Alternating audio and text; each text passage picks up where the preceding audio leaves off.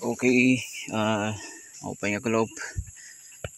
Good afternoon. Bali, i-update natin yung ano natin, weed mat. Ito na pala yung weed mat natin na halos isang buwan na. Yan. Wala pang matibay talaga. Tsaka napansin ko wala talagang nakaka-penetrate na sighut, damo. Yan. So yan po yung kinaganda dito sa weed mat. Yan, malinis talaga oh. So pag naging successful lahat ng namin, lalagyan na namin ng weed mat. So yung talaan ko dito mga 4 months. Kung kayanin niya 4 months to 5 months, so okay siya, bawing-bawi ka sa investment pag umabot ng 5 months yung weed mat natin.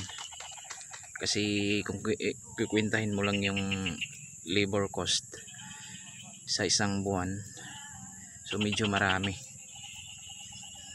sa pa lang sa herbicide, din sa labor sa pag-apply ng herbicide. So sobrang marami yung kumbaga sobrang dami yung expenses. So bali ito pala yung natin update. Maliban lang dyan sa weed mat natin, ito pala yung panakot. Yan, naka plastic mulch yung panakot dito sa amin. Medyo high tech na kami ngayon. So ito bali 1 week pa lang to. So yan na, nag-start na siya tumubo. Panakot yan mga kabukid.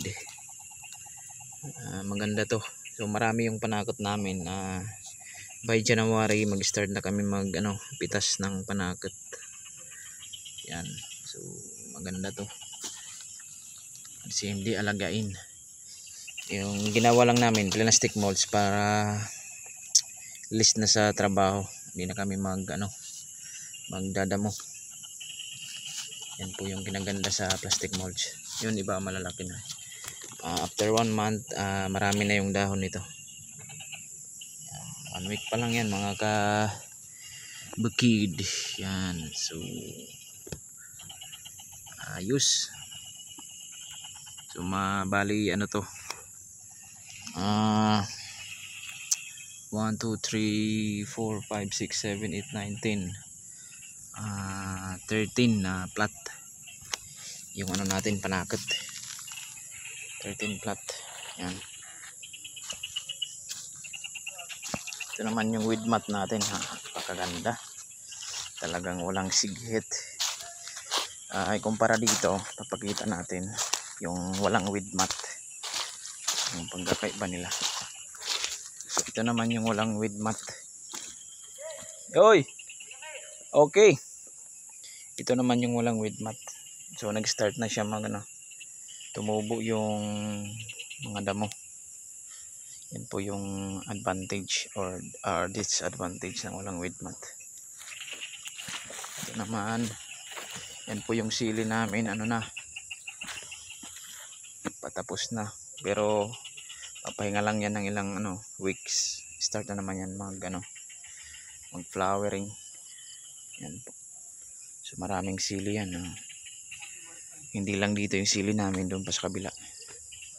So ngayon may available tayo na 50 plus kilos na siling haba, pang sigang. Yan. So yan lang po muna yung i-update ko ngayon dito sa bukid.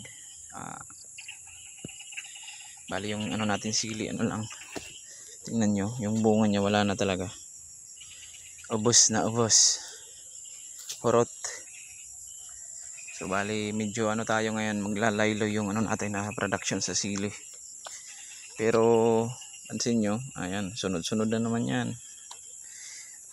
Yan po yung kinaganda ng siling haba, yung sigang, kasi talaga continuous yung pamumunga niya. Weekly kayo nag-harvest sa sili.